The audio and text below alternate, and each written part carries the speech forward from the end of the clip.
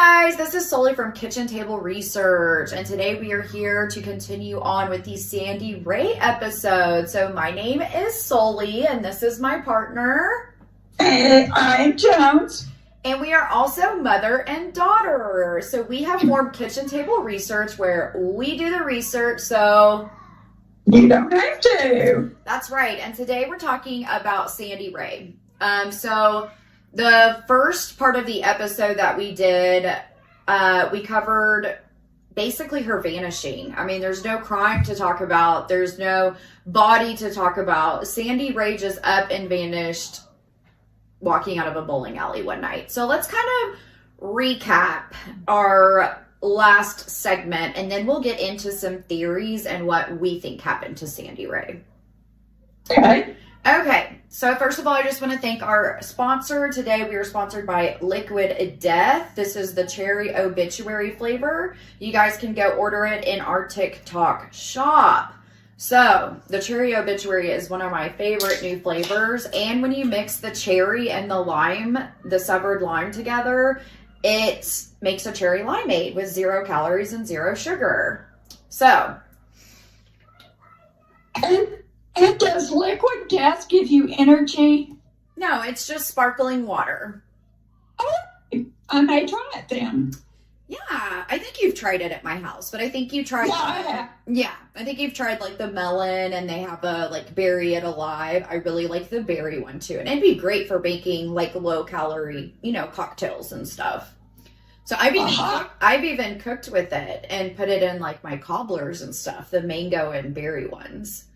Cool. Yeah. So, okay. So anyways, yeah, today we're sponsored by Liquid Death, but we are talking about the disappearance of Sandy Ray. So to recap what we already talked about, in our first few episodes, we talked about how Sandy had gone to the bowling alley the night before she disappeared, which was on September 19th, 1984. So we're actually coming up on her 40th anniversary of vanishing. 84? Yeah. 40 years. Wow.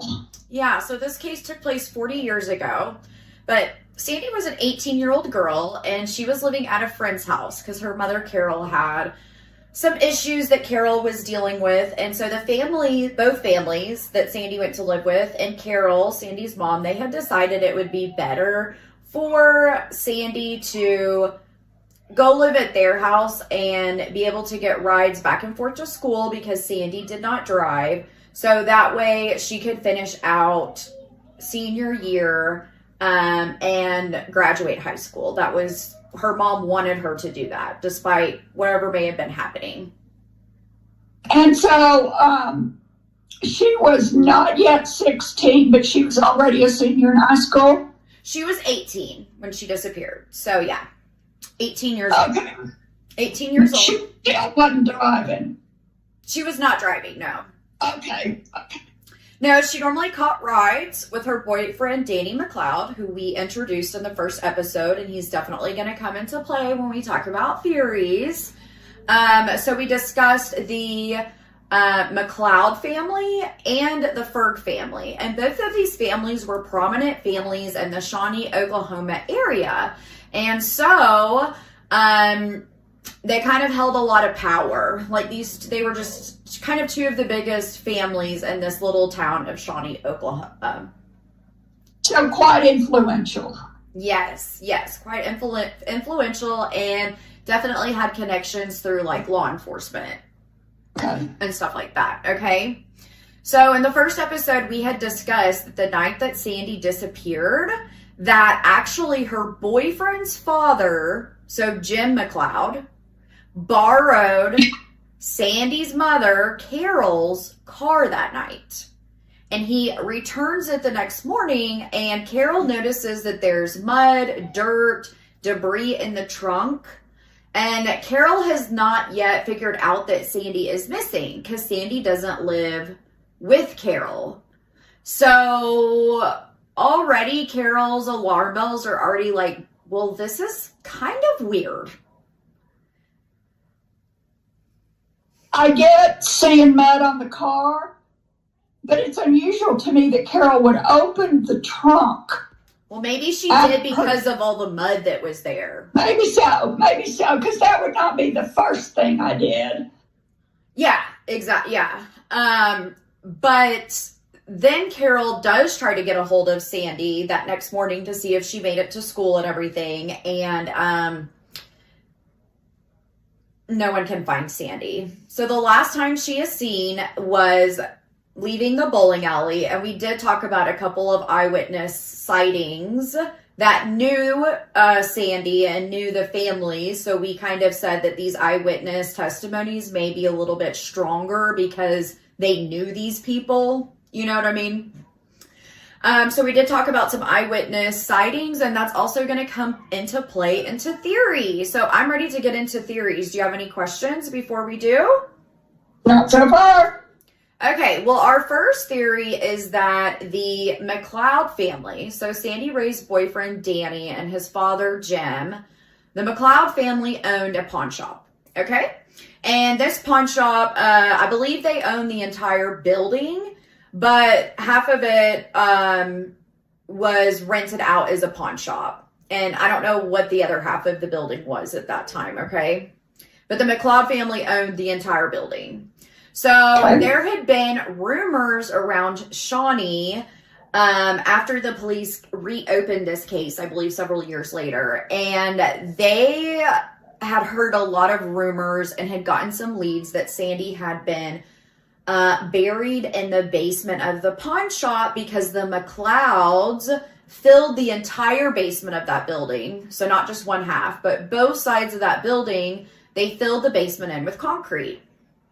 And people speculated, was Sandy buried in the concrete? So they did it with concrete after Sandy disappeared. Correct. Yes, after Sandy disappeared, this happened. Yes, like not too long after it happened. So a lot of people speculated, is this where Sandy could be? So the police actually did do an investigation, and they went in and they scanned only the pawn shop side of it. So they found nothing on the pawn shop side of it, but they didn't scan the other half of the building. Why would you do that? I'm like, if you already have the equipment and the warrant and all of that out ready to go, why would you not scan the entire building? Right. And I don't know this, but how long does it take to scan with a concrete scanner? Is that a 30-minute job or is that a 2-day job? I would say depending on the area, it's a slower process. So I would say to do a building of that size, I don't know the exact size of the pawn shop, but a day to do the entire thing. So like you're saying, you're already out there. Well, and does the depth of the concrete, the deeper the depth, the longer it takes? Is that the way that works? I believe so, because that penetrating radar has to go through more layers, and so it takes longer to get the data retrieval back. Okay. That makes sense. And I'm not a ground penetrating radar expert. So if you do ground penetrating radar, hey, feel free to reach out to us at kitchen.table.research@gmail.com. We'd love to know more about ground penetrating radar. I've seen it done on like television, like on the History Channel, but yeah, normally it's a slow process. They kind of slowly drag it across. It's not like they're just shopping carting it across. They got to stand there and slowly kind of, yeah. So, okay. So basically one half of the pawn shop got searched, but the other half didn't. So there's still a question there. I'm like, if you're going to try and dry up a lead, why don't you just dry up the entire lead? You know what I mean? But I just want to say, right, I just want to say, in my opinion, I don't think that Sandy's underneath the pawn shop. And I'm going to tell you why as we get into more theories, okay? So our next theory is going to go back to, and this is going to I just want to put up front a trigger warning. And we're going to be using some words that we have to change on TikTok. So as we go through this, just kind of hang with us here for the vernacular. So we had talked about these suit parties that Sandy was attending, and Sandy left the bowling alley that night, believed to have left with Danny McLeod, her boyfriend, to go to one of these suit parties. Now, we actually know Sandy made it to the party because she actually calls her sister, her older sister that does drive, and asks if she wants to come out to the party by the lake. That's what she said. Do you want to come out to this place we hang out by the lake? And her sister was like, no, it's a school night. It's already late. I don't want to go out there. So we do have some eyewitness testimonies that state that they saw Sandy at this party, but then we have some eyewitness testimonies that also state that people saw Sandy at another party. So is it bad eyewitness testimony, or did she go to both? Right. They party hop. You know what I mean? And so what happened at some of these suit parties, like I said, we kind of talked about it when we talked about her disappearance. But basically, this is judges, lawyers, doctors. That's why it's called like suit. So it'd be men that would be dressed in like an authoritarian style or manner, would supply smugs to women in exchange for smexual favors. Okay? So the men are getting what they want, and the girls are acquiring smugs. And one of the main ones that they used was Coke. And so from here on out, we're just going to call it Snow. Okay? Okay. So we're talking here about having these older gentlemen at these parties. Some of them happened in motels, out by the lake, however you have it. And we're going to get into actually some other women that disappear that were known to go to these suit parties. And it's going to get a little rough. So you guys, if this is triggering for you, I would say this was probably the time to end this episode. So we know that some of these women actually get pregnant while, during this exchange. And so because there's doctors that are attending these suit parties, they are unaliving the fetuses that these women are carrying and forcing them to have like abortions. So from here on out, we're just going to be calling those botches, because some women we know did not survive through the botch. So, yes. Okay. So like I said, this gets pretty serious. So let's talk about some of the other girls that went missing. It is believed that several young girls, just like Sandy, went missing during this era because of these botchings. They catered to women that purposely had ran away or didn't come from good homes, so they were less likely to be reported missing. Okay? So I'm going to introduce a new character to this story. And he's a gentleman that attended these suit parties. And his name was Gary J. And he was a lawyer. And he was a lawyer to juveniles that were in the foster system. So I believe that he was like a guardian ad litem, as we would call it in the medical field. So I know you've worked with a lot of guardian ad litems. Can you explain to us what that is? Well, actually, the only thing that a guardian does is take care of that foster child's rights, to make sure that the foster parents are treating them right, doing them right, taking care of their legal situation, taking care of any counseling, all the appointments. Yeah. And he's an overseer for the foster parents. So this guardian ad litem is supposed to have the child's best interest at play. They don't represent the parents. They don't represent the state. They are simply there to represent the child, kind of as a social worker, but it's an attorney. Correct. Okay. Correct. All right. And so... Well, I guess an attorney, as that case would progress and maybe those foster children get adopted, then it would be good to have a lawyer on your team. Well, and we know that That would be my thought. they do go to court and testify Right. on behalf when they do custody hearings and stuff. Right. Okay. So this guy is named Gary J. And he was a lawyer, as I stated.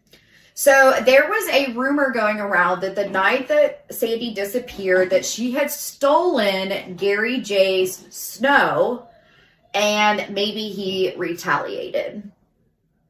He recently passed away, not too long ago, but we know that before he passed away, that he actually was serving time in prison because he took advantage of his authoritarianship,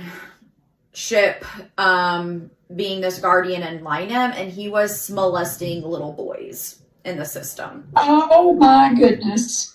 So we know this is true because it went to trial and he was in prison. Okay, so we know that this happened, that Gary J did get arrested for molesting little boys. And are there any reports of Gary getting beat up in prison? Because I know prisoners don't often like molesters. I can't really find any more information about Gary J than what I've already told you, but I would 1000% agree with you. If you mess with women and children, even criminals don't like that in the prison system. Yeah, I want to look that up on that new website I found that reports incidents like this. I am going to continue telling you the story then. Absolutely. Okay. So, do you think that it could be really that far-fetched that maybe because Gary J, obviously we know that he was a molester, and we know that a lot of times once you cross that line, people will then go escalate into unaliving. So you really have to ask yourself, is this a possibility?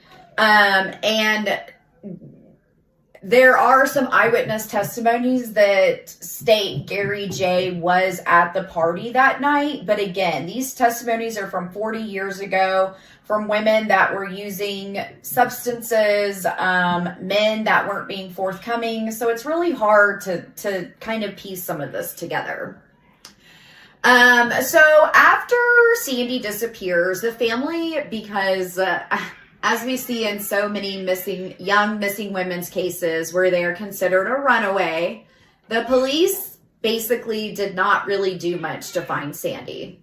So Sandy Ray's family, Carol, her mother, hired a PI, a private investigator. And the PI in his investigation had discovered that there was a possibility that Sandy may have actually gotten pregnant at one of these suit parties.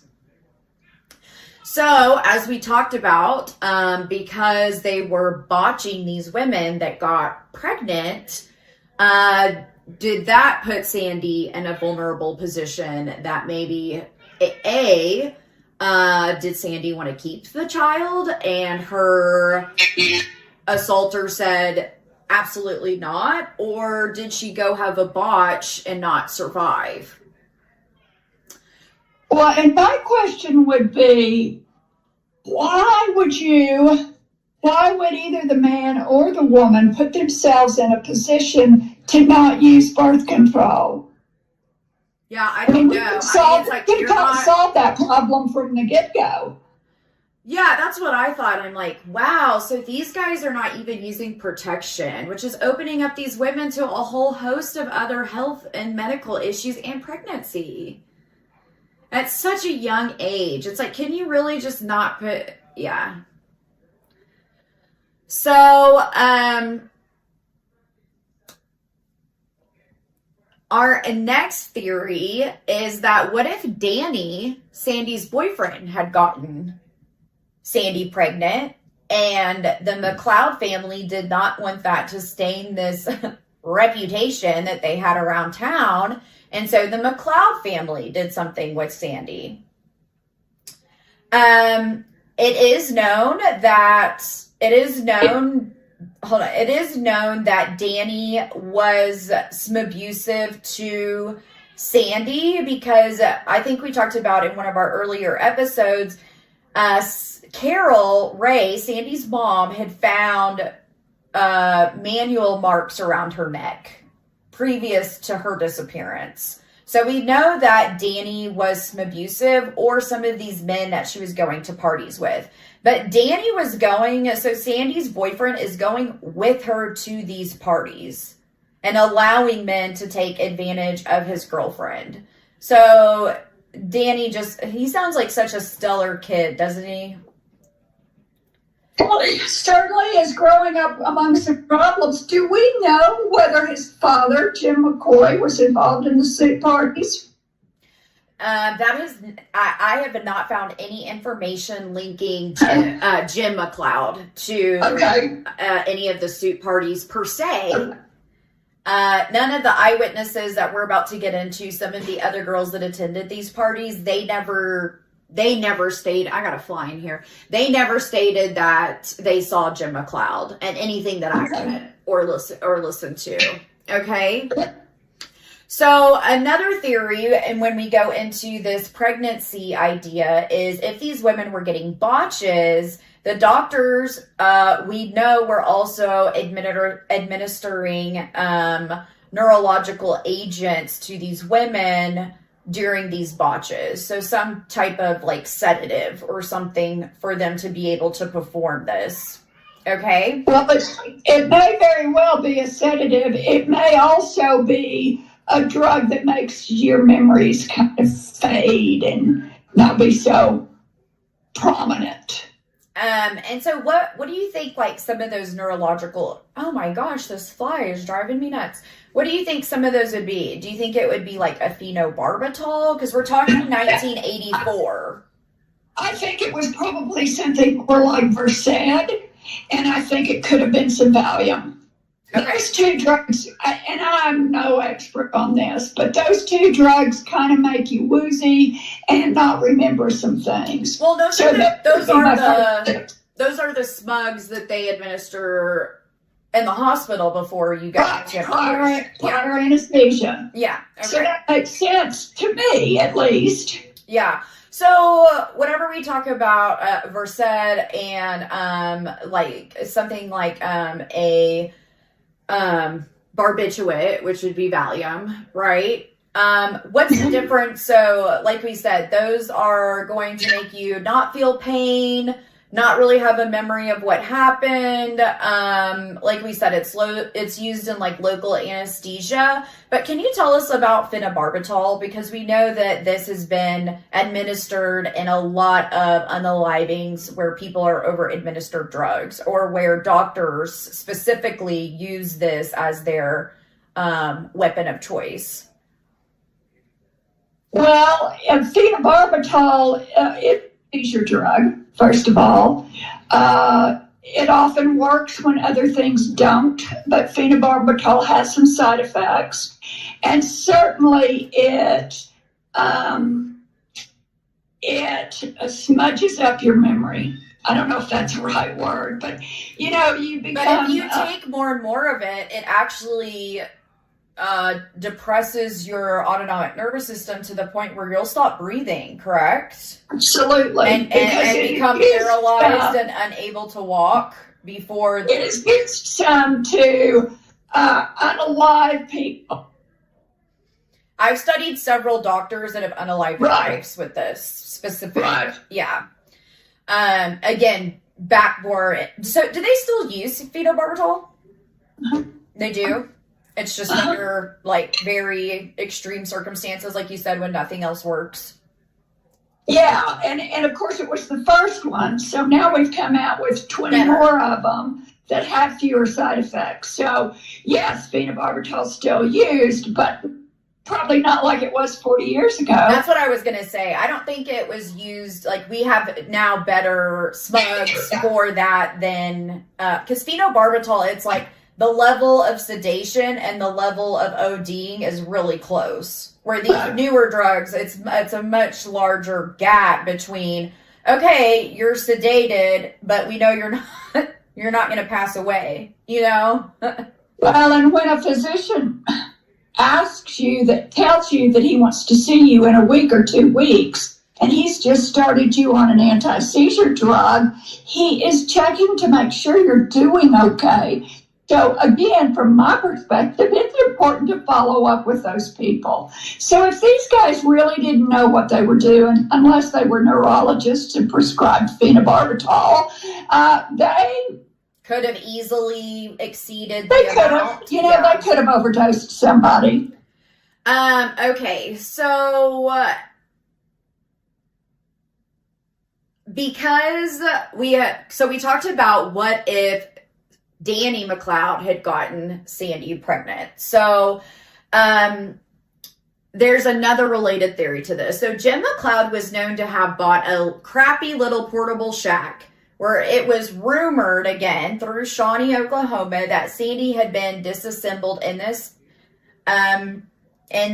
shed, and her remains were buried and scattered on the railroad tracks. So again, I don't really feel like this is my first theory, because I just feel like her remains would have been found, like through predation and through the railroad. Like, people walk around the railroad so much. Trains, engineers have to inspect railroads. Somebody could have easily seen him digging a grave next to a rail, next to the train tracks, like if a train happens to go by.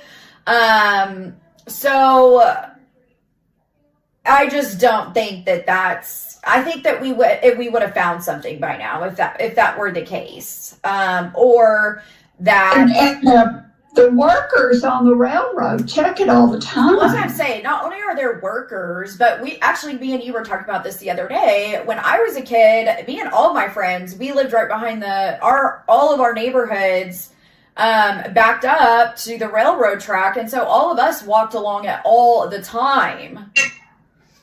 So I'm like, right. We walked. I was actually talking to Michaela yesterday, and I was like, we were talking about that. We're like, we walked on the railroad tracks to go I could get from my house to her house just walking through the railroad tracks instead of having to veer through the neighborhood and cut through people's yards and stuff. You know what I mean? Yeah. So I'm just like, it's not a good theory to me.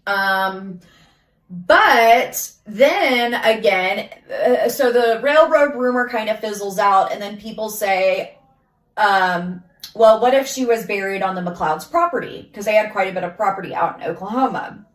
So a maintenance worker goes out to one of the septic tanks that Jim had called to do some maintenance on it, and he found bones out there. So the maintenance worker calls this in, and of course they come back as animal remains. Right. I mean, we're out here in ranch country. We've got all kinds of deer, cattle, coyotes, everything out there, right? So none of those bones came back as being human. Okay? Okay. All right. So let's get into Glenn Ferg, and let's talk about some of these women that survived these soup parties. Okay? And some of the women that didn't. So we're going to talk about a few other women that disappeared around the same time that Sandy did. Okay. So Glenn Ferg actually admitted that he unalived a young woman by the name of Melanie Garden just months before Sandy. So Glenn Ferg and Danny McLeod were best friends. Okay? So Glenn Ferg admitted that he unalived Melanie Garden months before Sandy, and Melanie has never been found. It is believed that Glenn possibly impregnated her and that she went to get a botch and she was over-administered analgesics and she passed away. There's also been rumors that Glenn Ferg is a serial killer, and one of Glenn's cousins went to prison for improper disposal of a person's. When he was caught dumping said person's human remains at the dump in Shawnee, Oklahoma. So Glenn Ferg's cousin went to prison for dumping a body. I don't know if he was the one that unalived this woman, but he got in trouble for the disposal of the remains at the dump. He just literally took her to the dump. And it's disgusting. Well, it is disgusting, but I guess if you've got a dead body, you've got to get rid of it because it's going to start decomposing fairly quick. And the only place I can think of besides burying it is to throw it in a dump and hope nobody ever finds it. So, there's a lot of criminal history inside the Ferg family. And the Ferg family, I know earlier you had asked if Jim McLeod was ever known to go to these soup parties. Well, Glenn Ferg's family is known to have gone to them. Okay. So, is it Glenn? Did Glenn Ferg do this, Danny's best friend? Did he have relations with her? Or were they doing smugs together and she OD'd? And at these soup parties, as we stated, most of the smugs that they were using at the soup parties were snow and alcohol. So from your medical perspective, tell us about what happens. Like, how would you feel if you were on both of those substances simultaneously? I've never been on both substances simultaneously, but I will say that if it's too much, too quick, too fast, we already know people who have died that are famous people by doing those two drugs. So let's assume it doesn't take much, particularly if you have any kind of congenital defect in your heart. Let's say you've got some valvular problems, or you've got a problem with your pacemaker initiating a beat, then certainly cocaine's going to mess that up, as does alcohol. But cocaine, I would think more. So, like you stated, we know several celebrities that this was their COD, and like one of them is like John Belushi, Rivers Phoenix. Like, this was something that was happening at the Viper Club in Los Angeles quite a bit when Johnny Depp owned it. There was quite a bit of this mixture of stuff going on, and so we know that it can be deadly. This is a deadly combination. And I think one of the main reasons is because snow is a upper and alcohol is a depressant. So when you mix the two, it just causes really bad problems. And we know people that do this with other smugs, say like Smith and Smerowin. That's just, that's downhill real quick. I mean, you're not going to do that for so long before it unalives you. You know what I mean? Okay.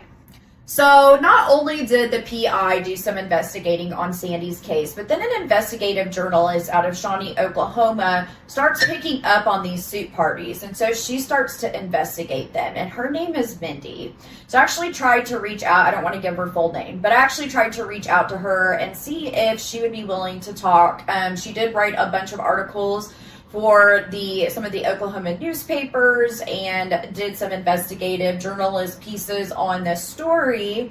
However, I never heard back from her. But, this happened 40 years ago. If she was an investigative journalist then, I mean, she might not even, still be with us. So, but I just want to say that Mindy did some amazing work, and I feel like she was one of the, especially being a female, like she was one of these women that wanted to figure out what happened and what was going on at these soup parties. You know what I mean? So she kind of dug her teeth into this story. So during her investigations, she spoke with 3 women who had been to these parties. Okay, and we're gonna leave their names out for anonymity reasons. Okay. Okay. So she spoke with 3 women who came forward who attended these soup parties, who witnessed the same men in suits. And these 3 women were not connected. Like, it wasn't like she went in and talked to 3 group of girls that were all friends. She reached out to people independently, and so they independently were giving her the same information. So that's pretty, that's pretty solid. Young boys like Danny McLeod and Glenn Ferg were also seen at these parties. And these girls said that there were massive amounts of snow at these parties, like just tables full, like you would think of in like The Godfather or something. Just like, so it's like, yeah. So Mindy spoke to another investigator who was investigating these soup parties in a different region, and they had exposed this entire ring, basically. Like, they couldn't necessarily prove it, and it's like when your police and your entire government is corrupt, who do you go to? Right. So this was happening not just in Oklahoma, but nationwide in the 80s. Ick. Well, ick. Ick. Yeah. It's just like, I'm like letting it sink in, and it's making me sick.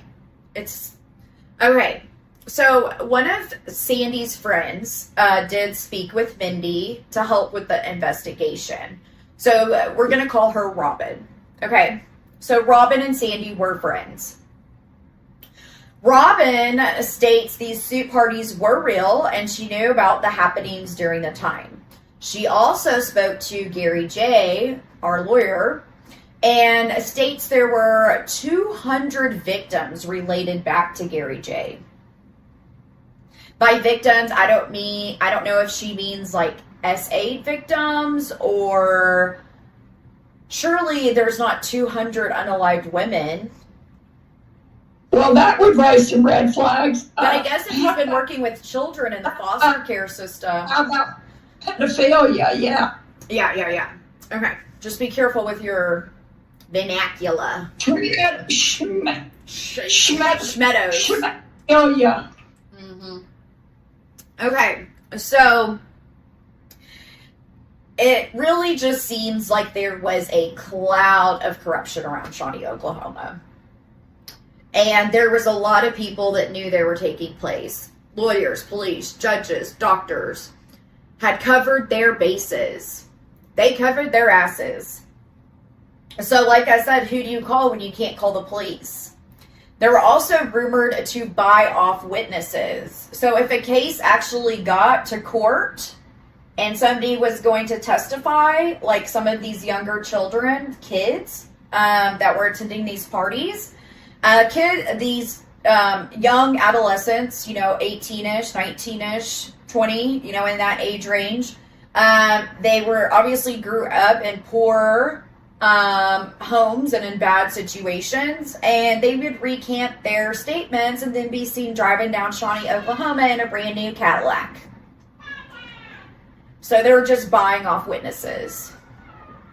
Okay. And I think we talked about in either the first or second episode that they had actually sent an unaliving threat to one of the eyewitnesses that came forward that said that she saw Sandy, Jim McLeod, and Danny McLeod. It wasn't this sighting at the bowling alley, but it was like in her neighborhood that we talked about. So they had, and remember we said that she had actually moved away because she was in fear for her life, like for real. Like she didn't think this was just some, like she's like, all these people are involved and all these girls are disappearing. I would have gotten the fuck out of there too.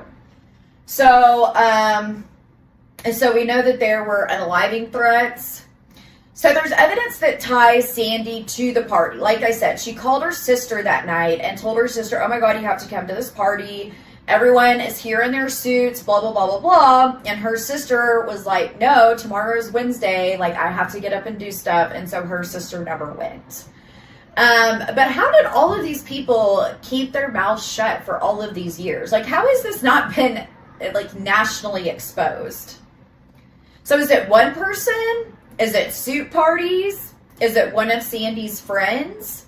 Like I said, we're going to get into some of these witnesses. So there was a girl named Cindy, and she was only 14 years old. She OD'd on neurological agents during a botch in a trashy motel.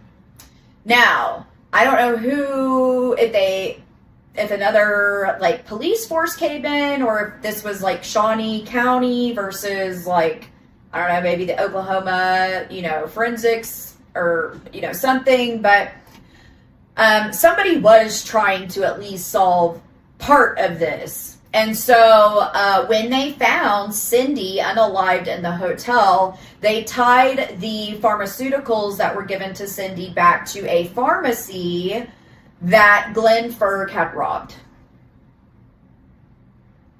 This just gets more and more convoluted, doesn't it?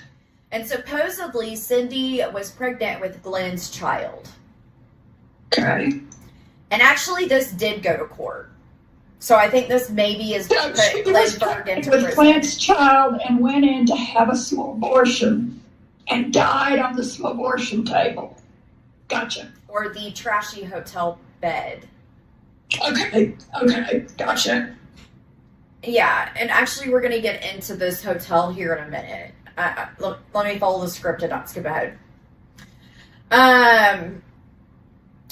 Oh, here it is. Perfect. Okay, so in these motels, when they would go, investigate the hotel that like Cindy was unalived in, where she was botched and OD'd, there were hangers and chemicals found all over the motel room. Hangers.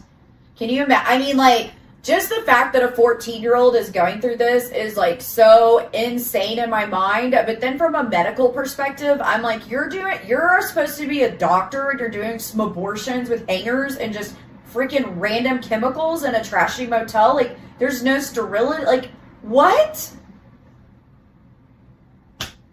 I have nothing to say about that. That's the worst case of, there's so many levels of killing in that scenario. It's almost like it's overkill. Well, obviously they did not give two shits about these women. Right. There's certainly medications that start. Right, but were those available 30 years ago? Yeah. So you could take Plan B in the 80s? No. So then we knew about Plan B, but it was not yet allowed. And then it's like, I don't even want to get into it, but I'm like, this is why making small abortion illegal becomes very dangerous. Okay. So charges were filed for the substances that... Hold it. Making abortions legal becomes dangerous? How about making abortions legal? I said illegal. What? Huh? I said making them illegal. Why? Because then you have this hanger situation. If you're not allowed to go get a small If you abortion, make them legal, then why would there even be hanger involved? That's what I'm saying. We're on the same page. I just don't think we're hearing each other. We're agreeing. Okay. Yeah, I'm saying that a woman should have the right to get that procedure done. Because she doesn't, and she's 14 years old and she's out of options, she's going to be found in a hotel room just like Cindy was. Right. And so we have to push to keep our women We have to keep our women safe. We have to keep our women safe. And why are men so outspoken about us wanting to get this? Because they're the ones that are doing it. That I don't know. Okay. So whenever this does go to trial, the unaliving of Cindy does go to trial. So 2 attorneys were present in the room, along with Glenn Ferg, and one of them testified saying that they heard Cindy gurgling and did nothing to stop her demise. Like, oh, she's unaliving, let's just stand here and watch her? Boy, that's a sick story. So they pull the blankets up over her in the motel room, and the ME comes in and declares it a self-administered suicide by ODing on these nerve agents. So her death is ruled a suicide. Oh, that's sad. So actually no one was ever prosecuted for this. Even though there was some testimony and everything's, well, it's closed because they ruled it a suicide, yeah. Yep.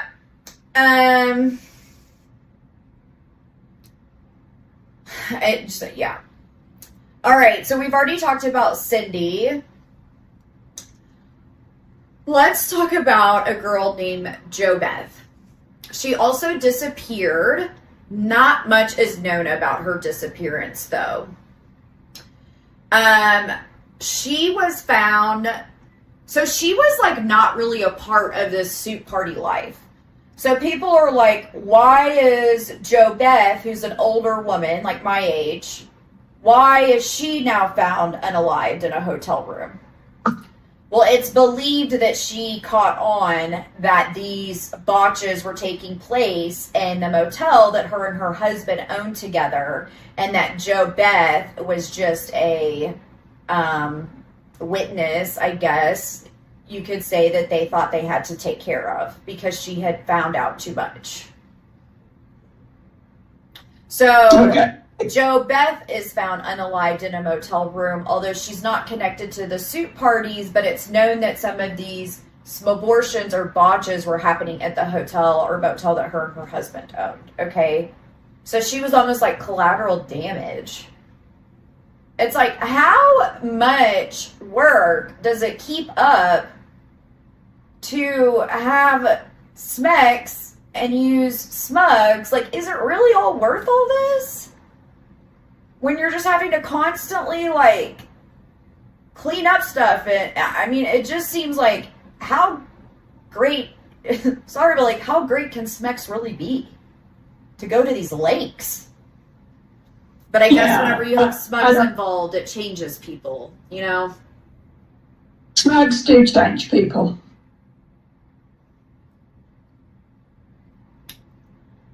So, again, one of the attorneys that was present at Cindy's botching, he had a mistress. So his name was John Lunsford. John Lunsford, an attorney out of Shawnee, Oklahoma, was attending these suit parties. And he had a mistress. And they tried to get the mistress to testify because the name of the hotel room that Cindy was found in had been booked under John Lunsford, mistress's name. Okay? Oh my gosh. So they pull her in to testify. However, no charges have ever been brought to either John Lunsford or his mistress. However, Lunsford got a divorce from his wife and married his mistress. Boy, things just don't come together very well for anything. And, like, I hate to leave you guys there, but that's it. So, we're working on a case. Do you think it's still going on? Oh, absolutely. I think it's still going on nationwide. We just haven't had any current deaths, or we don't have any deaths that we know about. Well, if they're this good at covering it up, how would we ever know? Well, it was 40 years ago. Has nothing happened since then? Sandy's remains have never been found. I do not believe that Carol is still with us, although Sandy still has some cousins that are very that advocate and keep Sandy's name out there. Okay. But we're working on a case out of Houston right now, and I think that this is exactly what happened to our missing girl. Well, it's certainly That happened, let's see, 14 years ago, and the police did nothing. She was labeled a runaway, and nobody's ever been found in our case either. Yeah. How, and like, I looked up the statistics the other day. Did you know that like 10,000 people a day go missing in Texas? Yeah, it's a huge amount. This was one that really stuck with me. And I did a TikTok video about this. 25 children go missing in Harris County a day. And what I would want to know is how many of those are found. So the statistics on them being found are not super traceable, because if they go missing as a child and then return as an adult, like sometimes it messes up some of those statistics.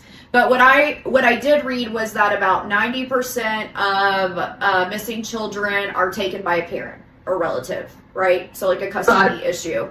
And most of those children are unharmed. Right. Because they're with a parent that's just like trying to get revenge on the other parent by doing this really shitty thing, right? The other like 6 or 7% is somebody, actually it might be more like 8 or 9. Like almost the rest of it is somebody that knows the child but that's not a relative. So like a church member or a neighbor or and then there's about 1% that are stranger abductions, which are obviously the most critical and important, and the ones that you have to put together that first 48 hours. But it's like if 99% of people that go missing return home, I understand a little bit why the police are like, let's just wait. But again, I'm like, if a child is missing, that child needs to be found. Whether it's with a parent that could be dangerous or on smugs, or introducing them to, people that they shouldn't be around. And I think we probably need to do a better job of training the people who are asking questions to say, what about this statement by the parent or by the sister or whoever sounds like a rental? Like almost like a risk assessment or something. Right, and there is. Yes. There is. You remember when we were at CrimeCon and I talked to that lady that we were having a drink with about her work, which started back in the 70s, I believe. Are you and it started about Mindhunters lady? Yes. Okay. The Mindhunters lady.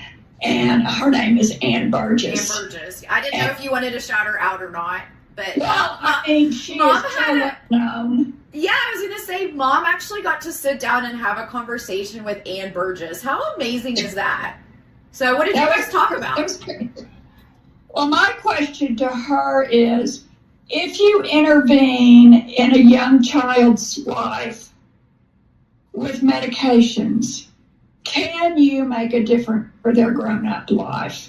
Because those children that are 3, 4, 5 that are out of control, they're already violent, they're already killing animals, they've killed their kitty cat, they're peeing in bed, although you have until 12 for that to become a risk factor. But we're basically talking about the McDonald triad, which we talk a lot about on our TikTok.